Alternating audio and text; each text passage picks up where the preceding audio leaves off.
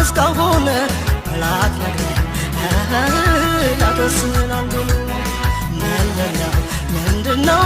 ጠበቅኩ እስካሁን ላትነግረኝ ላትወስን አንዱን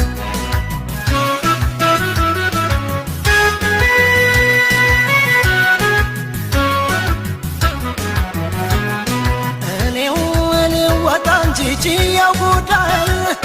በጣም አልሰጠው ከልብ ሀሳቤን